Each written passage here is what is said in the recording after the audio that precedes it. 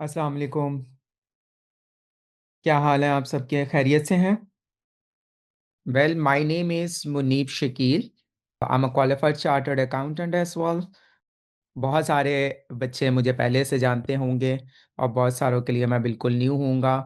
Well, there was a world like me, आप लोगों की तरह मैं भी डेबिट क्रेडिट की दुनिया के अंदर और फाइनेंशियल रिपोर्टिंग की और इस दुनिया के अंदर मगन था।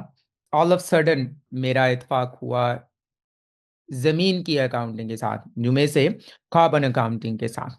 सब कार्बन की अकाउंटिंग के अंदर जब गए तो वो मुझे बड़ा इंटरेस्टिंग एरिया लगा और मैंने फिर उसको सीखना शुरू किया।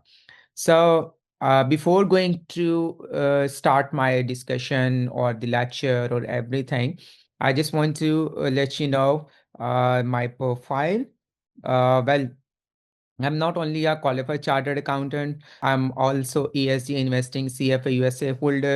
I'm also climate finance CFA USA holder. I'm also a certified trainer of GHG protocol. I'm also National Finance Olympiad champion. And last but not the least, I have an international exposure in the field of sustainability around a couple of years. Yes, I'm a Deloitte alumni, ex-Deloitte alumni now. I'm running my own firm with the name Adam Casco LLP, that's in Chicago. I'm also have my own firm in Pakistan as well with the name Munib Shkil and Chartered Accountant Firm, and providing sustainability services entire the world. Okay student, आपको पता है कि आपका एक subject है CFAP 3, जिसके अंदर आई cap ने सस्टेनेबिलिटी के एरिया को ऐड ऑन किया है। ये बहुत इजी सब्जेक्ट है। इसमें बहुत सारे रिमार्क्स मेरे पास आए हुए हैं कि सर ये बहुत मुश्किल है, पता नहीं क्या चीज़ है, पता नहीं क्या नहीं है। It is very easy. जो आपने चीज़ें पढ़ी हुई हैं वही चीज़ें हैं, बट आपको एक नई डायरेक्शन देने की ज़रूरत है। तो before going anything, I just want to know कि आपने कभी सस्टेनेबिलिटी रिपोर्टिंग की आपका कोई एक्सपीरियंस है? यस और नो? चलें, कोई बात नहीं। मैं आपको इंशाल्लाह ताला अपने पूरे सेशंस के अंदर ये सिखाऊंगा। I will share my practical experience well, कि हम इन चीज़ों को करेंगे कैसे हैं, फर्स्ट स्टेप कैसे आएगा, सेकंड स्टेप कैसे आएगा। और इसके साथ साथ मैं इसके अंदर आपको ये भी बताता जाऊंगा कि आई कैप को कंसीडर करते हुए कौन कौन से एरियाज जो हैं वो हाईली, आप ये कह लें, इम्पॉर्टेंट हैं। मैं अपना सेशन स्टार्ट करने से पहले जो चीज़ है, एक दो चीज़ें हैं वो आपको बताना चाहूँगा। कि सबसे पहले तो अपना पेन उठाएं और एक बिल्कुल साफ सुथरा रजिस्टर उठाएं and right on the board, जो आपका फर्स्ट पेज है उसके ऊपर आप लिखें, the more you sweat in practice the less you bleed in battle, that is very necessary. मैं यहाँ पे भी लिख देता हूँ, the more you sweat in practice, the less you bleed in battle। ये माइकल जॉर्डन का कोट है और ये मेरा बहुत ही फेवरेट कोट है। मैं इस कोट को स्टार्ट करवाता हूँ जब कभी आपके थ्रू आउट एग्जामिनेशन आपको डाउन फील हो तो आपने इस कोट को रीड करना है और यू विल गेट मोटिवेटेड। ठीक है। तो इस पूरे सेशन में आप मेरे साथ चलेंगे और इस सेशन के अंदर हम लोग जो चीज़ें करेंगे उसके अंदर कौन कौन सी चीज़ें किस तरह लेके जाएंगे, आप उसको प्रायोरिटाइज कैसे करोगे, वो हम सब चीज़ें सीखेंगे। तो मैंने इसको बिल्कुल एक, जैसे आप सीजन देखते हैं लाइक द सूट सीजन और may be the another season, the suit is my favourite season, right? तो आप उस तरह की ही सीजन के अंदर मैंने इसको एक प्रॉपर अच्छे तरीके से प्लान किया है। फर्स्ट सेशन इज कि हम इसके अंदर आपकी ये चीज़ें देखेंगे कि आपका सस्टेनेबिलिटी रिपोर्टिंग का इंट्रोडक्शन। इसके अंदर हम आपको बताएंगे कि एक बिजनेस की केस स्टडी कैसे होती है और इस सस्टेनेबिलिटी के लिए क्यों इंपॉर्टेंट है। और फिर इसके साथ साथ आई विल लेट यू नो कि व्हाई IFRS, ओके, और ये स्टैंडर्ड्स या फ्रेमवर्क ये किस तरह इवॉल्व हुए हैं और आप ये इस दुनिया तक कैसे पहुंचे हैं। और क्योंकि आपके कोर्स के अंदर सिर्फ IFRS शामिल हैं, तो मैं इसको कोर्स को उतना ही लिमिटेड करके रखूंगा। यस, जो आपका प्रैक्टिकली आप नॉलेज मेरे से लेना चाह रहे हैं वो सेपरेटली आप मुझसे व्हाट्सएप ग्रुप के अंदर पूछ सकते हैं। आई विल आंसर दिया। ठीक है, क्योंकि हमें ये सब्जेक्ट पास करना है तो मेरा नॉलेज आपको पढ़ाने तक लिमिटेड रहेगा। प्रैक्टिकल एक्सपोजर्स, आपके जो प्रैक्टिकल मसाइल हैं, यू मे कॉल मी, आप यू मे टेक्स्ट मी या you may email me, you have my WhatsApp group, आप इसके अंदर मेरे साथ शेयर कर सकते हैं। सेकेंड लेक्चर में ये बताया जाएगा कि ये कैसे रिपोर्टिंग स्टैंडर्ड इवॉल्व हुए। देन आपको मैं ये बताऊंगा IFRS S1, what is S1। Then फिर हम उसके ऊपर डिस्कशन करेंगे कि S1 के अंदर होता क्या है, फोर पिलर्स क्या होते हैं, इनके आपस में रिलेशनशिप क्या है। Everything will go with plan structure. सबसे पहले materiality, qualitative this and general requirement, then आपकी relationship that is very important. अगर किसी ने ये लेक्चर मिस किया तो उसके लिए बड़ा मुश्किल हो जाएगा। So this is very critical areas. You must not miss the lecture number 7. It's very important. And then आपके पास ये strategy pillar क्या होता है, then the governance, and then the risk management pillar, then the targets and the metrics and the subject matter, and how you use your professional judgment in sustainability reporting. I will move then IFRS 2, जो basically that is on climate change, right? So उसके ऊपर हम लोग बहस करेंगे कि ये कैसे आया है। उसके अंदर S2, how the S2 is evolving your reporting strategy. ठीक है, इसमें क्लाइमेट गवर्नेंस क्या होता है, क्लाइमेट स्ट्रेटेजी क्या होगी, risk management, then we will say कि ग्रीन हाउस गैसेस, जिसे आप कार्बन अकाउंटिंग भी कह सकते हैं, आप उसके ऊपर कैसे आएंगे और कार्बन अकाउंटिंग को क्वांटिफाई कैसे करेंगे। I will let you know कि how you will quantify that, because I already told you that I am a greenhouse gas professional trainer, right. तो हम उसके ऊपर बात करेंगे कि हम लोग स्कोप 1 को कैसे कैलकुलेट करेंगे, स्कोप 2 को कैसे कैलकुलेट करेंगे, फिर उसका एनालिसिस कैसे करेंगे। That is also very important because business to business is varies. Then will scope 3 is also there, but in syllabus it is written in scope 3, but in IFRS 2 आपको यहाँ पे थोड़ा सा टाइम फ्रेम दिया गया है कि आप इसको बाद में कर सकते हैं, बट मैंने इसको ऐड किया है ताकि आपको सर्टन नॉलेज हो, ताकि सो दैट कि ये जब चीज़ आए नेक्स्ट के अंदर तो आप बिल्कुल ब्लैंक ना बैठे हो, आपको सर्टन आइडिया हो कि आप इसको लेके कैसे चलेंगे। देन हमारे पास targets, climate targets and climate metrics क्या हैं, इसके ऊपर होगा। देन मैं इसको मूव कर जाऊंगा SASB, sustainability accounting standard board, जो कि आपके कोर्स का एक पार्ट है। उसके अंदर फिर मैं आपको बताऊंगा व्हाट इज SASB। फिर हम SASB यानी कि इंडस्ट्री स्पेसिफिक जो चीज़ें हैं उसको डिस्कस करेंगे, फाइनेंशियल इंस्टीट्यूशंस तमाम। Then we will discuss all the extractive minerals part 1, and then we will discuss extractive minerals part 2, that is long way areas. I will also share my client experiences with you, like US Steel clients. Then we have a Blue Scopes. So these are the couple of clients we have worked with, so I will share my experience and knowledge with you. Then how the infrastructures, in the case the industry you're working, the infrastructure, how you will develop or you count for your sustainability in those areas. Then the technology industry, then resource transformation services, then consumers, then agriculture. Then I will move to healthcare, transportation. I will give you some case studies for your purposes so that you'll be able to understand how I can build test your paper. So this is the plan. This is the part 1 कि जहाँ पर हम आपको सबसे पहले आपके proper knowledge, एक foundations आपकी जो उससे रिलेटेड है वो बिल्ड अप करके, then I move to S1 कि S1 कहाँ से आया, कैसे है, किस तरह की चीज़ है। देन S2 कि आपकी डिस्क्लोजर रिक्वायरमेंट S1 और S2 के अंदर कैसे कैसे आएंगे।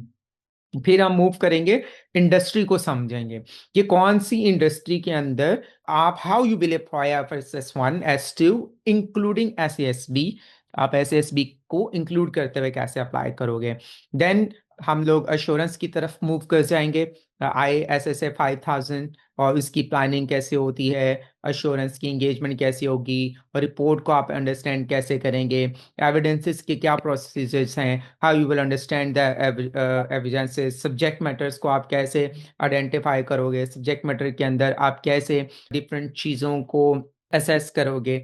ठीक है, फिर आपकी इवैल्यूएटिंग फाइंडिंग्स, आपकी कंक्लूडिंग क्या है, उसके ऊपर क्या कैसे होगी। देन फिर आप एश्योरेंस रिपोर्ट कैसे दोगे। Then it is a ethical part कि आपके इंटरनेशनल जो एथिकल स्टैंडर्ड्स हैं उसके ऊपर है। This is very important area. I cap इसको लाजमी टेस्ट करेगा, इसको लाजमी टेस्ट करेगा।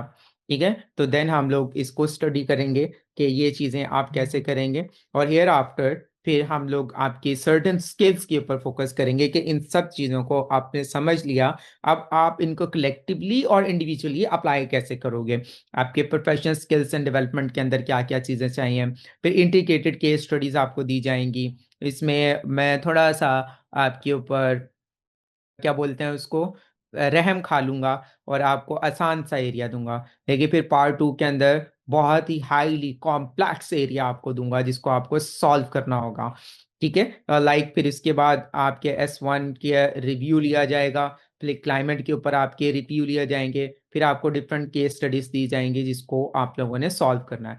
फिर एक चीज़ को अपने ज़हन में रखें कि मेरी इन तमाम चीज़ों के अंदर एक चीज़ को नोट कीजिएगा कि मेरा नॉलेज और मेरी चीज़ें सब एक जो है आप ये कह लें कि लिमिटेड होंगी, क्योंकि आप लोगों ने ये पेपर पास करना है।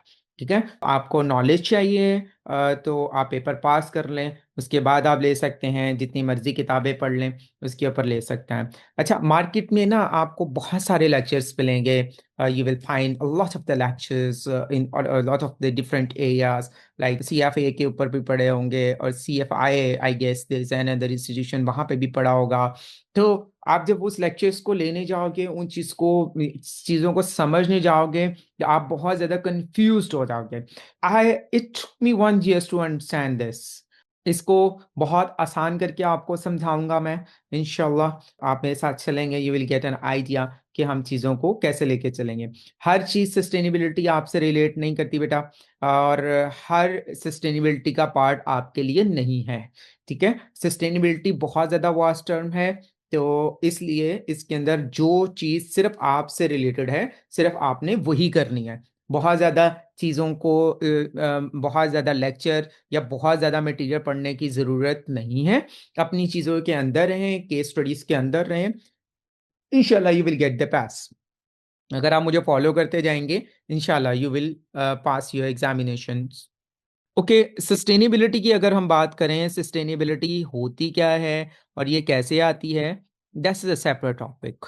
इसको अभी हम स्टडी नहीं करते, इसको मैं थोड़ी देर तक आपके साथ शेयर करूँगा। लेकिन बिफोर दैट मैं आपको ये समझाना चाहूँगा कि सस्टेनेबिलिटी कहाँ-कहाँ पे है। नंबर 1, सस्टेनेबिलिटी फाइनेंस के अंदर है। क्योंकि उसने बिज़नेस का डिसीजन लेना होता है, फाइनेंस के अंदर आपकी जो क्रेडिट रिस्क है उसके अंदर आता है। सस्टेनेबिलिटी सीएफओ के लिए ज़रूरी है क्योंकि उसने स्ट्रेटेजिक डिसीजन मेकिंग करनी है। अब तो ये रेगुलेटरी की रिक्वायरमेंट बनती जा रही है, तो ये वेरी इंपॉर्टेंट हो गया है। सस्टेनेबिलिटी ऑडिटर्स की ज़रूरत है क्योंकि उसने एश्योरेंस रिपोर्ट देनी है और सम इंटीग्रेटेड रिपोर्टिंग देनी है, वो भी ज़रूरत है। अच्छा, सस्टेनेबिलिटी अकाउंटेंट की भी ज़रूरत है क्योंकि उसने रिपोर्ट को बनाना है और रिपोर्ट बना के प्रेज़ेंट करनी होती है। अच्छा, इन सब चीज़ों के अंदर आपको बताता चलूँ, सस्टेनेबिलिटी सिर्फ़ यहाँ तक लिमिटेड नहीं है। सस्टेनेबिलिटी हर उस बंदे के लिए भी है जो चाहता है कि उसका वर्ल्ड क्लीन रहे। ठीक है? और जो चाहता है कि उसकी चीज़ें इतनी ज़्यादा मतलब लाइक उसको दुनिया के अंदर साफ-सुथरी चीज़ें मिलें, उसको कोई प्रॉब्लम्स ना मिलें, तो अपने वर्ल्ड या प्लैनेट को वो साफ-सुथरा रखना चाह रहा है। अच्छा, एक चीज़ और, आपको मार्केट में बहुत सारे लेक्चर मिलेंगे ईएसजी के ऊपर, ठीक है? और ईएसजी और सस्टेनेबिलिटी, इन दोनों के दरमियान डिफरेंस क्या है, ये भी हम डिस्कस करेंगे इंशाल्लाह, ठीक है? ESG, E stand for environment, S stand for social and G stand for governance. अब ये इसके पैरामीटर्स क्या हैं, इसमें कितनी-कितनी चीज़ें आती हैं, ईएसजी क्यों सस्टेनेबिलिटी के वर्ड में ट्रांसफॉर्म हुई, इससे पहले ये कोई और वर्ड था, वो क्यों था, वो इंशाल्लाह we will discuss in respective lectures. तो आपको प्रॉपर क्लियर पिक्चर मिलेगी जब मैं पढ़ा रहा हूँगा, सो दैट कि आप एक प्रॉपर रोड मैप से चलते जाएँ और कोई एम्बिग्यूइटी ना मिले आपको। ठीक है? Let's discuss something.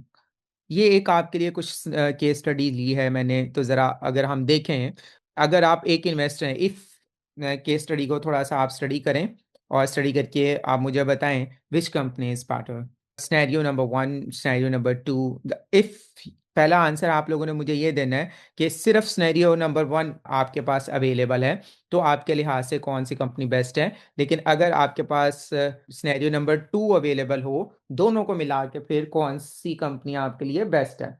तो take your time, I get back to you. जी, अगर हम केस वन को सिर्फ स्टडी करें, इस केस वन के सिनेरियो वन को सिर्फ स्टडी करें जिसमें हमारे पास उसने फाइनेंशियल इंफॉर्मेशन दी है, तो अगर हम देखें, entity has a very nice growth, entity B has a nice growth in net profit, return on equity, and dividend yield, right? So your answer would be entity B in case of scenario one. But if it comes to scenario two, so what would be? If you see carbon intensity, it's mean no data is available. On the waste cycle, no data is available. And then waste recycle, just no data is available. Energy source, no data is available. It's mean entity B having good financial projections. आप ये कह लें, या financially वो बहुत ज़्यादा strong है A की निस्बत, entity B. बट ठहरो ज़रा, सब्र करो। ए की अगर हम बात करें, तो ए के अंदर दो उसका प्रॉफिट और दूसरी चीज़ें फाइनेंशियली एंटिटी बी के कंपैरिजन में कम हैं, बट उसने अपने नॉन फाइनेंशियल डेटा बड़ा अच्छा दिखाया है, और इसको अच्छा दिखाकर उसने बीइंग एन इन्वेस्टर, मैं इन्वेस्टर हूं, मेरा रिस्क रिड्यूस कर दिया। हाउ? एंटिटी बी ने कहा कि उसको कार्बन इंटेंसिटी का नहीं पता है। इट्स मीन कि अगर उसको कार्बन इंटेंसिटी का नहीं पता, तो इट्स मीन उस पे पेनल्टी कोई लग सकती है। गवर्नमेंट कहेगी कि आप हमारे इन्वायरमेंट को बहुत ज़्यादा ख़राब कर रहे हो, तो डेफ़िनेटली आपको कुछ पे करना पड़ेगा। तो हमें ये नहीं पता, तो मैं इसके ऊपर रिस्क नहीं ले रहा। फिर एंटिटी ए जैसे कहती है कि मैं वेस्ट को रिड्यूस करने पे काम कर रही हूँ, बी ने कोई डेटा नहीं दिया। इवन दो इट्स पॉसिबल कि बी ने वो काम किया हो, इट्स पॉसिबल बी ने वो काम ना किया हो। इन दोनों सूरतों में जब बी ने एक डिस्क्लोजर ही नहीं दिया, तो बीइंग अ इन्वेस्टर मैं तो रिस्क नहीं लूंगा ना। I will put my risk on A, मैं ए पे पुट करूंगा, मैं थोड़ा सा कम खा लूंगा, बट मेरा ये रिस्क एरिया वाला फैक्टर ए की वजह से रिड्यूस हो जाएगा। तो इन्वेस्टर अगर इस पॉइंट ऑफ व्यू से आए, तो इट्स मीन कि सस्टेनेबिलिटी का इम्पैक्ट उसको कंसीडर करना है। It's mean investor is able, क्या चीज, रिस्क को मैनेज कर सकता है, अपॉर्चुनिटी बड़ी अच्छी मैनेज कर सकता है। अजान हो रही है, तो जरा मुझे 2 से 3 मिनट अगर आप देंगे। जी, कंटिन्यू करते हैं। तो हम बात कर रहे थे कि इन्वेस्टर अगर आप उसको नॉन फाइनेंशियल इंफॉर्मेशन दे देते हैं और फाइनेंशियल इंफॉर्मेशन भी दे देते हैं, उसके लिए डिसीजन मेकिंग करना आसान हो जाता है। उसको ये पता लग सकता है कि what's the risk and opportunity of a company A and B, और उसका इन्वेस्टमेंट परफॉर्मेंस भी उसकी बढ़ जाती है, बिजनेस की रेपुटेशन एक ग्रेट हो जाती है, अदर रिलेटेड बेनिफिट्स जो मिलते रहते हैं। ओके, आपसे एक सवाल है। Investor is the one stakeholder of a company. What are the name of other stakeholders? Quickly, quickly, quickly. Google नहीं करना. Yes, government, customer, employees. Good, good, good, good. इंशाल्लाह we'll discuss. हम जब स्टार्ट करेंगे अपना फर्स्ट लेक्चर, तो इंशाल्लाह बड़ा अच्छे तरीके से स्टार्ट करेंगे, उसमें आपको इन चीज़ों का बताऊंगा। स्टेक होल्डर की वजह से हम रिपोर्टिंग कर रहे होते हैं, तो आप अश्योरेंस भी कर रहे होते हो, तो इन्वेस्टर की वजह से कर रहे होते हो, क्योंकि इन्वेस्टर आप स्टेक होल्डर है जिसको आप रिपोर्ट कर रहे होते हो कि ये कंपनी की फाइनेंशियल स्टेटमेंट जो है ट्रू एंड फेयर व्यू दे रही होती है। Anyways we discuss it, is a very generic one. तो अब आपको थोड़ा सा आइडिया हुआ कि जिस तरह की इस टाइम मुल्क के पूरी दुनिया के ग्लोबली जो कंडीशंस चल रही हैं, उसके अंदर सिर्फ फाइनेंशियल इंफॉर्मेशन से आप कोई डिसीजन नहीं ले सकते। For example, I let you no, एक केस स्टडी बहुत पुराना है, 2008 का है आई गेस, और मे बी या इससे पहले का है। मेरे ख्याल से एडिडास और नाइकी कंपनी थी, if I am not wrong, मुझे भूल गया है, एडिडास थी या नाइकी थी आई गेस। सो इस कंपनी ने को फुटबॉल का मिला था, फुटबॉल की मैन्युफैक्चरिंग का मतलब बहुत बड़ा ऑर्डर मिला था, तो उन्होंने पाकिस्तान से बनवाया था। तो एक पिक्चर थी जिसमें वो बच्चा फुटबॉल को स्टिच कर रहा था। यस यस, बिल्कुल इसी की बात करूं बेटा।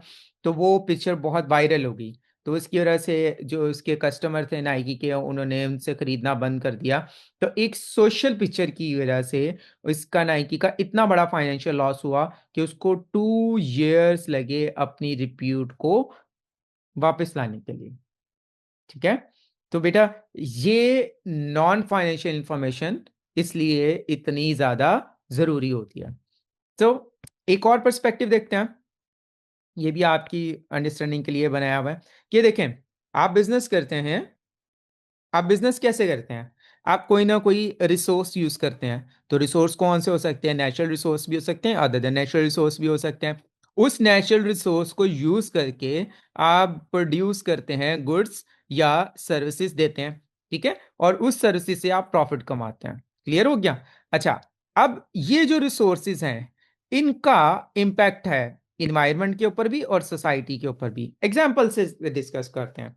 फॉर एग्जाम्पल, कंस्ट्रक्शन कंपनी है, आप कंस्ट्रक्शन करते हैं, लैंड खराब होती है, ठीक है? ऑयल एंड गैस की बात करें, आप उसके अंदर ऑयल एंड गैस को एक्सप्लोर करते हैं, ज़मीन की लेयर्स खराब होती हैं, तो वो इन्वायरमेंट को भी इम्पैक्ट करती हैं in form of green house gases, ठीक है? जिसकी वजह से जो इन्वायरमेंट है वो बहुत ज़्यादा आप ग्लोबल वार्मिंग की तरफ जा रहा है, वार्म होता जा रहा है। तो आपने देखा होगा गर्मियों का लेवल पहले से पिछले सालों की गर्मियों से बढ़ रहा है। अगर सर्दी आ रही है तो बहुत ही एक्सट्रीम लेवल की आ रही है, ठीक है? विंड की चीज़ चेंज हो गई है। तो इट्स मीन एनवायरनमेंट आपका चेंज हो रहा है। और इसी तरह सोसाइटी पे भी असर पड़ता है, जैसे कि वेस्ट वाटर कैनल्स में जाता है, बीमारियां बढ़ रही हैं, ठीक है? इसी तरह आपकी जो क्रॉप्स हैं वो चेंज हो रहे हैं, लैंड भी चेंज हो रही है, ठीक है? यानी कि जो आप ये कह लें कि ग्रीनरी है वो कम होती जा रही है, आर्टिफिशियल चीज़ ज़्यादा होती जा रही है, तो पोल्यूशन बढ़ती जा रही है और डिफरेंट चीज़ें आ रही हैं, तो इट्स हैज़ एन इम्पैक्ट। अच्छा, अब ये जो इम्पैक्ट है, यानी कि आपकी, ये देखो, बिजनेस ने जो रिसोर्स को इस्तेमाल किया उसकी वजह से इंपैक्ट आया, अदरवाइज नहीं आना था। और ये बिजनेस ने क्यों किया? प्रॉफिट कमाने के लिए। क्लियर हो गया? इस प्रॉफिट कमाने के चक्कर में, ज्यादा से ज्यादा प्रॉफिट कमाने के चक्कर के अंदर, वो किसको खराब कर रहे हैं? प्लेनेट को, 1P। और उसके बाद सोसाइटी को, सोसाइटी में कौन रहते हैं बेटा? पीपल। और ये वाला पी, प्रॉफिट। ठीक हो गया? तो इट्स मीन कि बिजनेस जो है सिर्फ एक पी पे फोकस करता है, वो है प्रॉफिट वाला। दो जो पीस हैं उसको इग्नोर कर देता है, मैं माइनस में लिख रहा हूं, ठीक है? तो ये जो दो पीस हैं, क्या इनका बिजनेस पे इंपैक्ट नहीं है? बिल्कुल है। क्या इनका बिजनेस पे इंपैक्ट नहीं है? बिल्कुल है। देखें, इन्वायरमेंट खराब होता जाएगा, क्या इन्वायरमेंट के खराब होने से ज्यादा सर्दी आए, जल्जले ज्यादा आ जाएं, बारिश ज्यादा होने लग जाए, फ्लड वगैरह आ जाए, क्या बिजनेस का इंफ्रास्ट्रक्चर चेंज नहीं होगा? बिल्कुल होगा। जितनी जितनी ग्लोबल वार्मिंग बढ़ती जा रही है बिजनेस के अंदर, उससे ज्यादा एसीज इंस्टॉल करने शुरू हो गए हैं, ठीक है? रेफ्रिजरेटर का इस्तेमाल ज्यादा हो गया, कूलिंग सिस्टम ज्यादा होते जा रहे हैं, ठीक है? तो इट्स मीन कि बिजनेस के ऊपर इसका इंपैक्ट है। दिस इज वन थिंग जो मैं शो कर रहा हूं, लेकिन इंशाल्लाह आप मेरे साथ चलेंगे तो you will get an better idea about it. इसी तरह लोग हैं, सेकंड, पीपल। आप, आपके पास बिजनेस के अंदर, जैसे कि मैंने कहा स्टेक होल्डर, तो एक है आपका एम्प्लॉयज स्टेक होल्डर है, वो भी लोग हैं। कस्टमर, वो भी लोग हैं। और सप्लायर, बिजनेस भी हो सकते हैं और कस्टमर्स भी, वो सॉरी इंडिविजुअल भी हो सकता है। तो of course these are the people. अगर आपकी बिजनेस का आपके कस्टमर पे नेगेटिव इम्पैक्ट पड़ता है, बिजनेस डाउन। अगर आपके बिजनेस का आपके इसके ऊपर एम्प्लॉइज पे नेगेटिव इंपैक्ट पड़ता है तो बिजनेस डाउन, रिप्यूट गंदी हो जाती है। अब बीइंग एन इन्वेस्टर मुझे तो ये इन्फॉर्मेशन चाहिए कि आपके कितने कस्टमर सेटिस्फाइड हैं, आपसे एम्प्लॉय सेटिस्फाइड हैं या नहीं है, क्योंकि बिजनेस की नेचर वेरी करती है बेटा। बिजनेस नेचर वेरी कर रही होती है। अगर बिजनेस किसी ऐसी नेचर का है जहां पर रिसोर्स, जो नेचुरल रिसोर्स है वो कम, सोशल रिसोर्स ज्यादा यूज हो रहा है, वहां पे एम्प्लॉयज का सेटिस्फाइड रहना बहुत जरूरी है। अदरवाइज मार्केट कंपेटिटिव आप नहीं रहोगे। एनीवेज, हम इसको इंशाल्लाह डिस्कस करेंगे in detail, you will get an idea, better idea. अब हम आते हैं इम्पैक्ट पे। इम्पैक्ट जैसे मैंने आपको बताया है दो तरह का हो सकता है, पॉजिटिव इम्पैक्ट भी हो सकता है, नेगेटिव इम्पैक्ट भी होता है। दोनों एग्जाम्पल मैंने आपके सामने रखी है। यस, ये आपका फाइनेंशियल इंपैक्ट भी हो सकता है और नॉन फाइनेंशियल इंपैक्ट भी हो सकता है, ठीक है? ये भी आपकी चीज़ है, फाइनेंशियल कब होगा, नॉन फाइनेंशियल कब होगा, इसको हम इंशाल्लाह डिस्कस करेंगे। इस इम्पैक्ट की वजह से आपका बिज़नेस खराब होता है और बीइंग अ इन्वेस्टर अगर मैंने इसके शेयर्स खरीदे हुए हैं या मैंने इसको लोन दिया हुआ है, 2 ही काम हो सकता है ना, इन्वेस्टर 2 ही काम कर सकता है। या इन्वेस्टर उसकी इक्विटी के अंदर इन्वेस्ट करेगा या उसकी बोरिंग के अंदर इन्वेस्ट करेगा। ठीक है? इन दोनों सूरतों के अंदर वो हमें बिज़नेस से इन्फॉर्मेशन पूरी-पूरी चाहिए। तो अगर आज का बिज़नेस क्योंकि सोशल दौर है, आपको पता है सोशल मीडिया इज़ एवरीथिंग। आज कुछ भी हो आप थोड़ा-सा सोशल मीडिया के ऊपर चीज़ डालो, वो वायरल होती है, बिज़नेस की ग्रोथ डाउन होना शुरू हो जाती है। तो ये एक रिस्क फैक्टर है, हमें ये जानना बीइंग एन इन्वेस्टर मुझे ये जानना ज़रूरी है। So this is another perspective. First perspective वो मैंने आपको आप फाइनेंशियल स्टेटमेंट जो लैंग्वेज आप समझते हैं, उसको देख के कराया। सेकंड पर्सपेक्टिव मैंने आपको एक आप ये कह लें आसान लफ्ज़ों में समझाया। ठीक है? सो दिस इज़ आप ये कह लें कि सस्टेनेबिलिटी का थोड़ा-सा आपको टच दिया। अच्छा, इसके बाद आप सबसे ये सारे यही पूछ रहे हैं व्हाट इज़ सस्टेनेबिलिटीज़? सस्टेनेबिलिटी की कोई भी प्रॉपर डेफिनिशंस नहीं है। अगर कोई ये कहता है कि this is the proper definition of sustainability वो झूठ बोलता है। जैसे मैंने कहा कि आपको यहाँ पे बताया कि सस्टेनेबिलिटी जो है इसकी ऑडिटर्स के लिए अलग है। तो इसकी डेफिनिशन सस्टेनेबिलिटी की ऑडिटर्स के लिए डिफरेंट है, सीएफओ के लिए डिफरेंट है, फाइनेंस के लिए डिफरेंट है, ये अकाउंटेंट के लिए डिफरेंट है। अगर कोई इंजीनियर है उसके लिए डिफरेंट है, अगर कोई क्लाइमेट से रिलेट करता है उसके लिए डिफरेंट है और अगर कोई गवर्नमेंट से रिलेट करता है उसके लिए डेफिनेशन डिफरेंट है और अगर कोई एजुकेशन से रिलेट करता है उसकी डेफिनेशन डिफरेंट है। तो a lot of the definitions are available. Certain definitions आपके सामने रखता हूँ जैसे सीपीए ऑफ यूएसए उन्होंने कहा है कि triple bottom line consideration, economic viability, social responsibility and environmental responsibility. बेटा ये वही 3 पीस की बात कर रहा है। Social responsibility people, economic viability बेटा प्रॉफिट और एनवायरनमेंट रिस्पांसिबिलिटी बेटा प्लैनेट। ठीक है? आगे चलते हैं। एसईएस भी अपनी डेफिनेशंस देता है कि ईएसजी डायमेंशंस होनी चाहिए और कंपनीज की ऑपरेशंस की और उसकी परफॉर्मेंस की। यूनाइटेड नेशंस अपनी डेफिनेशंस देता है, ठीक है? कि meets the need of the present without compromising. जी, एसडीजीज़ बेटा वो इंशाल्लाह डिस्कस करेंगे सस्टेनेबिलिटी डेवलपमेंट गोल्स क्या होते हैं। वो इंशाल्लाह आपको मैं प्रॉपर एक तरीका बताऊँगा, उस तरीके से आप इसको लेके चलें। मैंने आपको पहले बताया सस्टेनेबिलिटी एक बहुत ही वास्ट टर्म है, ठीक है? और आप जितना इसको इंटरनेट पे सर्च करते जाओगे, चीज़ें निकलती जाएँगी, वो आपसे रिलेट नहीं करती होंगी। लेकिन फिर भी आप कहोगे मैं ये भी पढ़ लूँ, ये भी पढ़ लूँ। ऐसे नहीं करना। Don't waste your time. I wasted my time. मैंने 1 ईयर पूरी रिसर्च हर चीज़ लगा के ये चीज़ें की हैं। तो बेटा आप लोगों को बनी-बनाई खीर दूँगा। आप लोगों ने सिर्फ़ खानी है, चखनी है और आई कैप को दिखानी है। बस आई कैप को भी खिलानी है सॉरी। लेकिन उसमें शुगर वग़ैरह प्रॉपर रखना। ये ना हो कि वहाँ पे कोई आई कैप का शुगर पेशेंट बैठा हो, एग्ज़ामिनर और आप उसको चीनी वाली चीज़ खिला दो। तो फिर वो फ़ेल ही करेगा। जी, जी, बिल्कुल टेस्ट करके। Then GRI global reporting initiatives इनकी अपनी डेफिनिशंस हैं। ये आप ये कह लो एक स्टैंडर्ड बॉडी है, एक फ्रेमवर्क है। ये कैसे आया है, क्या चीज़ है इंशाल्लाह जैसे कि मैंने आपको बताया है कि हम डिस्कस करेंगे। हम इसको यहाँ पे लेक्चर नंबर 2 के अंदर डिस्कस करेंगे एवरीथिंग, डोंट वरी। इसी तरह आईआरआरसी इंटरनेशनल इंटीग्रेटेड रिपोर्टिंग काउंसिल उनके मुताबिक डेफिनेशंस क्या है और यूएस की इन्वायरमेंटल प्रोटेक्शन एजेंसी के अकॉर्डिंगली इनकी डेफिनेशन क्या है that is entirely different. Yes EU की अपनी डेफिनेशंस हैं, यूनाइटेड नेशंस की अपनी है, यूरोपियन यूनियन बेटा ये इसकी अपनी है और पाकिस्तान की अभी डेफिनेशन डेवलप होगी इंशाल्लाह।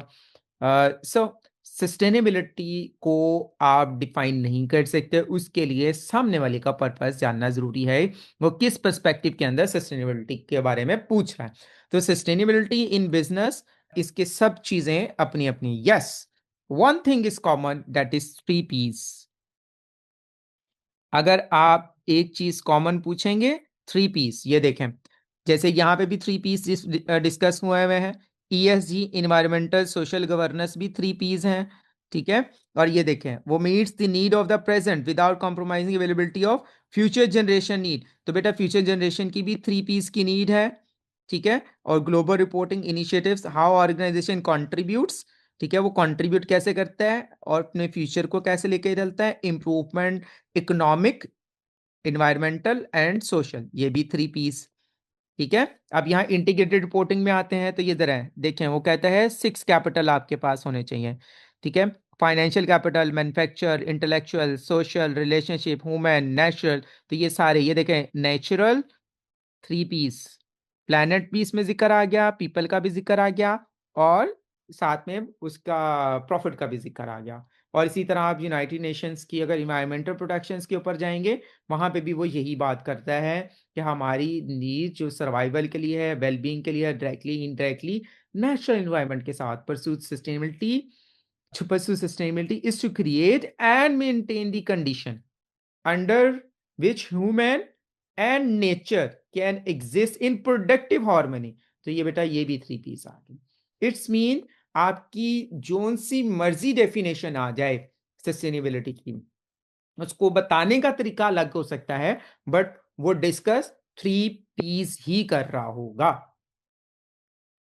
ये अभी आपके लिए थोड़ा सा unknown है, no worry about it। So this is our orientation lecture।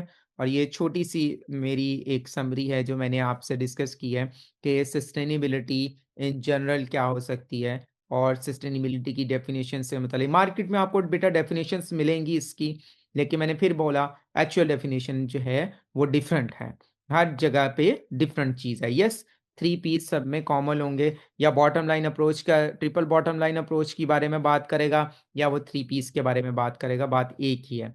तो क्योंकि थ्योरीज डिफरेंट हैं इसके ऊपर, तो ये चीज़ भी डिफरेंट करती है। So this is the orientation and very small, आप ये कह लें कि आपके साथ डिस्कशन हुई है रिगार्डिंग द सस्टेनेबिलिटी। तो this is from my side in orientation lecture, don't worry about it. मैंने आप लोगों के लिए एक प्रॉपर जो है RAR की फाइल बना दी है। उस RAR फाइल के अंदर तमाम मटेरियल गिवन है, वो मैं आपके साथ शेयर कर दूंगा, सो डैट कि आप वहाँ से हर चीज़ को डाउनलोड कर लें। यस जी, Yes, Kit. Is sample paper are included in it? Yes, sample paper भी मैंने इसके अंदर डाल दिए हुए हैं, आप उसको स्टडी कर सकते हैं। और यस, एवरीथिंग के एवरीथिंग आई मैंने S1 S2 जो भी आई कैप का रिलेटेड मटेरियल जो आई कैप कहता है कि उसने टेस्ट करना है, मैंने इसकी RAR फाइल बना के उसके अंदर रख दी है। साथ साथ मैं आपको केस स्टडीज देता जाऊंगा। ठीक है, डिफरेंट चीजें आपको दूंगा, आपने उसको याद करनी है, इज वेरी इंपॉर्टेंट। मेरा एक लेक्चर दूसरे के साथ रिलेट कर रहा होगा, और मेरा लेक्चर 1 जो मैं पढ़ाऊंगा, इट्स पॉसिबल कि लेक्चर 1 में जो चीज़ मैंने बेस जो आप लोगों की डेवलप की हो, मैं यहाँ पे टेस्ट कर रहा हूँ। तो मेरा लेक्चर 1 इज़ वेरी इंपॉर्टेंट। ये लेक्चर 1 को मैं जो मेरे लेक्चर 1 के अंदर होगा, वो चीज़ आगे जाके अनलॉक होती जाएगी, एंड यू विल सी कि हम लोगों ने ये चीज़ें कर ली हैं। तो आप लोगों को इसको याद भी करना है, और बेटा बोथ बोथ न्यूमेरिक भी है, और ये लिखने वाला पेपर भी है, दोनों है, रिटन फॉर्म भी है, और न्यूमेरिक और narratives, basically narratives a good word, narratives दोनों है। ठीक है, इसमें ये आपका मैथमेटिक्स भी है, मैथ भी है, इसमें नैरेटिव्स भी है, और you will yes case studies भी हैं। जी, केस स्टडीज भी हैं, यस। इंशाल्लाह सुन, कल इंशाल्लाह मेरा फर्स्ट लेक्चर है, और आपके क्वेश्चन बेटा वहां पे एड्रेस होते जाएंगे। No worry. I will answer. I will answer. No worry. No worry. Anything else? Ji, it is पहली दफ़ा टेस्ट हो रहा है, तो यस, आप प्रिज़म्पशन ले सकते हैं कि आई कैप जो है वो अपनी चीज़ को थोड़ा-सा मतलब डिफ़िकल्टी लेवल जो है वो थोड़ा-सा कम रखेगा, बहुत हाई डिफ़िकल्टी का लेवल नहीं रखेगा। आप प्रिज़्यूम कर सकते हैं, but I cap is I cap. I can't comment on this, मुझे बिल्कुल आइडिया नहीं है। देखें, ओपोनेंट को स्टडी करना बहुत ज़रूरी होता है। If your opponent is I cap, तो सरप्राइज़ होता है और आई कैप हर दफ़ा सरप्राइज़ देता है। Anything else? Yes, yes, yes, yes, yes. चलें, thank you so much. Thank you everyone. Thank you for your time. आपका कोई भी क्वेश्चन हो, I am available. You may call me up or you may text me or you may email me, right? Thank you. Thank you so much. Stay blessed. Allah Hafiz.